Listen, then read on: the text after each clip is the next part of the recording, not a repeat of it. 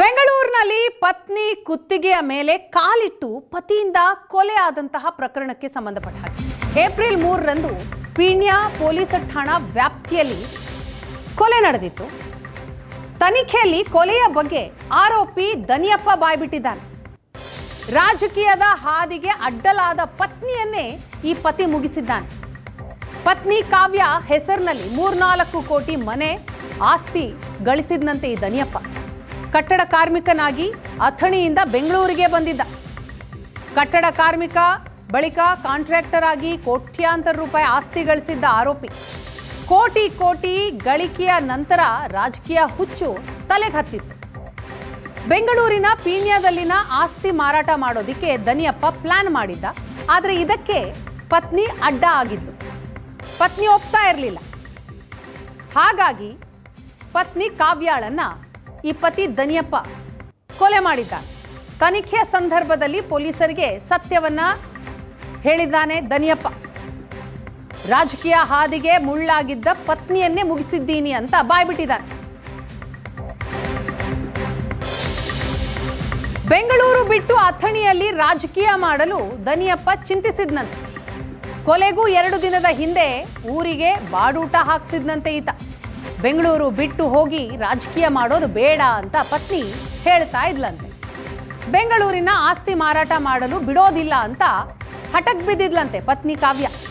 ಇದೇ ಕಾರಣಕ್ಕೆ ಸಿಟ್ಟಿಗೆದ್ದು ಮಕ್ಕಳು ಶಾಲೆಗೆ ಹೋದಂತಹ ಸಂದರ್ಭದಲ್ಲಿ ಪತ್ನಿ ಕೊಲೆ ಮಾಡಬೇಕು ಅಂತ ಸ್ಕೆಚ್ ಹಾಕಿದ್ದ. ಹೆಂಡತಿಯ ಜೊತೆಗೆ ಕಿರಿಕ್ ತೆಗೆದು ಕುತ್ತಿಗೆಯ ಮೇಲೆ ಕಾಲಿಟ್ಟು ಕೊಲೆಗೈದಿದ್ದ ದನಿಯಪ್ಪ. ತನಿಖೆಯ ಸಂದರ್ಭದಲ್ಲಿ ಸತ್ಯ ಹೊರಬಿದ್ದಿದೆ. ರಾಜಕೀಯ ಬೇಡ ಅಂತ ಪತ್ನಿ ಹೇಳಿದ್ದಕ್ಕೇನೆ ಪತ್ನಿ ಕಾವ್ಯಾಳನ್ನ ಪತಿ ದನಿಯಪ್ಪ ಮುಗಿಸ್ಬಿಟ್ಟಿದ್ದಾನೆ. ಈ ಬಗ್ಗೆ ಡೀಟೇಲ್ಸ್ ಕೊಡ್ತಾರೆ ನಮ್ಮ ಪ್ರತಿನಿಧಿ ಶರತ್. ಇದೀಗ ನಮ್ಮ ಜೊತೆ ಸಂಪರ್ಕದಲ್ಲಿದ್ದಾರೆ. ಶರತ್, ಏನಿದು ರಾಜಕೀಯ ಹಾದಿ ತುಳಿಬಾರ್ದು ಅಂತ ಪತ್ನಿ ಹಠ ಹಿಡಿದಿದ್ದಕ್ಕೇನೆ ಆಕೆಯನ್ನ ಮುಗಿಸಿದ್ನ ಈತ? ವೀಣಾ, ಪೀಣ್ಯ ಪೊಲೀಸ್ ಠಾಣಾ ವ್ಯಾಪ್ತಿಯಲ್ಲಿ ನಡೆದಿದ್ದಂತಹ ಘಟನೆ ಇದು. ಕಳೆದ ಗುರುವಾರ ತನ್ನ ಪತ್ನಿಯ ಕುತ್ತಿಗೆಯ ಮೇಲೆ ಕಾಲನ್ನ ಇಟ್ಟು ಪತಿ ದನಿಯಪ್ಪ ಆಕೆಯನ್ನ ಕೊಲೆ ಮಾಡಿದ್ದಾನೆ. ಕೊಲೆ ಆದಂತಹ ಪತ್ನಿ ಹೆಸರು ಕಾವ್ಯ ಅಂತ ಹೇಳಿ. ಆರಂಭದಲ್ಲಿ ಹಣಕಾಸಿನ ವಿಚಾರಕ್ಕೆ ಕೆಲವೊಂದಿಷ್ಟು ಗಲಾಟೆಗಳು ಅವರಿಬ್ಬರ ನಡುವೆ ಆಗಿತ್ತು. ಜೊತೆಗೆ ಹುಡುಗಿಯರ ಜೊತೆ ಕೆಲವೊಂದಿಷ್ಟು ಸಲುಗೆ ಇದ್ದಂತಹ ಕಾರಣದಿಂದಲೂ ಕೂಡ ಹೆಂಡತಿ ಆತನನ್ನ ಪ್ರಶ್ನೆಯನ್ನ ಮಾಡುವಂತಹ ಕೆಲಸವನ್ನ ಮಾಡಿದ್ಲು. ಆ ಕಾರಣದಲ್ಲೂ ಕೂಡ ಗಲಾಟೆಗಳಾಗಿತ್ತು ಎನ್ನುವಂತಹ ಒಂದು ವಿಚಾರಗಳು ಆರಂಭದಲ್ಲಿ ಗೊತ್ತಾಗ್ತಾ ಹೋಗಿತ್ತು. ಸದ್ಯ ಇನ್ನೊಂದು ವಿಚಾರ ಇದ್ರ ಜೊತೆಗೆ ಸೇರ್ಕೊಂಡಿರುವಂತದ್ದು, ಅದು ಕೂಡ ಪ್ರಮುಖವಾದಂತಹ ವಿಚಾರ. ಪೊಲೀಸ್ ವಿಚಾರಣೆಯ ವೇಳೆಯಲ್ಲಿ ಆತ ಈ ವಿಚಾರವನ್ನ ಪೊಲೀಸರ ಮುಂದೆ ಬಾಯ್ಬಿಟ್ಟಿರುವಂತದ್ದು.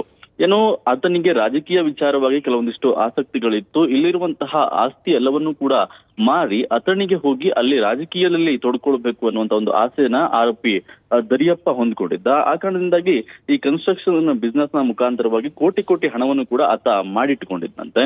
ಜೊತೆಗೆ ಇಲ್ಲಿರುವಂತಹ ಆಸ್ತಿ ಎಲ್ಲವನ್ನು ಕೂಡ ಮಾರಿ ಸಂಪೂರ್ಣವಾಗಿ ಹೋಗಿ ಅಲ್ಲಿ ಸೆಟಲ್ ಆಗೋಣ ಎನ್ನುವಂತ ಒಂದು ಪ್ಲಾನ್ ಅನ್ನ ಮಾಡ್ಕೊಂಡಿದ್ದ. ಆದ್ರೆ ಈತನ ಬಗ್ಗೆ ಗೊತ್ತಿದ್ದಂತಹ ಪತ್ನಿ ಆತನ ಈ ಹಿಂದೆ ಕೆಲವೊಂದಿಷ್ಟು ಹಣದ ವ್ಯವಹಾರ ಬಂದಂತಹ ಸಂದರ್ಭದಲ್ಲೂ ಕೂಡ ಈತನಲ್ಲಿರುವಂತಹ ಹಣವನ್ನು ಕೂಡ ಆತನ ಕುಟುಂಬಸ್ಥರ ಬಳಿ ಇಟ್ಕೊಳ್ಳೋಣ, ಈತನ ನಡವಳಿಕೆಗಳು ಸರಿ ಇಲ್ಲ ಎನ್ನುವಂತ ಕಾರಣಕ್ಕೋಸ್ಕರ ಪತ್ನಿ ಹೇಳ್ಕೊಳ್ತಾ ಇದ್ಲು. ಜೊತೆಗೆ ಈ ರೀತಿಯಾಗಿ ಇಲ್ಲಿರುವಂತಹ ಮನೆ ಎಲ್ಲವನ್ನು ಕೂಡ ಮಾರಿ ಅಲ್ಲಿಗೆ ಹೋಗಿ ಸೆಟ್ಲ್ ಆದಂತಹ ಸಂದರ್ಭದಲ್ಲಿ ಈತ ಎಲ್ಲವನ್ನು ಕೂಡ ಕಳೆದುಕೊಳ್ತಾನೆ ಎನ್ನುವಂತಹ ಒಂದು ಕಾರಣದಿಂದಾಗಿ ಆಕೆ ಆತಂಕದಿಂದ ಕೆಲವೊಮ್ಮೆ ಆತನ ಬಳಿ ಪ್ರಶ್ನೆಯನ್ನ ಮಾಡುವಂತಹ ಕೆಲಸವನ್ನ ಮಾಡ್ತಾ ಇದ್ಲು. ಇದೇ ಕಾರಣದಿಂದಾಗಿ ಇವರಿಬ್ಬರ ನಡುವೆ ಕಳೆದ ಗುರುವಾರವೂ ಕೂಡ ಜಗಳ ನಡೆದಿರುವಂತದ್ದು. ಜಗಳ ನಡೆಯೋದಕ್ಕಿಂತ ಮುಂಚೆ 2 ದಿನ ಹಿಂದೆ ಆತನಿಗೂ ಕೂಡ ಹೋಗಿ ಅಲ್ಲಿ ಊರಿನವ್ರನ್ನೆಲ್ಲ ಸೇರಿಸಿ ಅಲ್ಲಿ ಒಂದು ಬಾಡೂಟ ಕಾರ್ಯಕ್ರಮವನ್ನು ಕೂಡ ಮಾಡಿ ಈ ದನಿಯಪ್ಪ ಬೆಂಗಳೂರಿಗೆ ಬಂದಿರ್ತಾನೆ. ತದನಂತರ ಬೆಂಗಳೂರಿಗೆ ಬಂದಂತಹ ಸಂದರ್ಭದಲ್ಲಿ ಈ ರೀತಿಯಾದಂತಹ ಒಂದು ಗಲಾಟೆ ಆಗಿದೆ. ಗಲಾಟೆ ಆದಂತಹ ಸಂದರ್ಭದಲ್ಲಿ ಆತ ಕಾವ್ಯಾಳ ಕುತ್ತಿಗೆಯ ಮೇಲೆ ಕಾಲನ್ನ ಇಟ್ಟು ಕೊಲೆ ಮಾಡುವಂತಹ ಕೆಲಸವನ್ನ ಮಾಡಿದ್ದಾನೆ. ಸದ್ಯಕ್ಕೆ ತಮ್ಮೆಲ್ಲ ಡೀಟೇಲ್ಸ್ಗಾಗಿ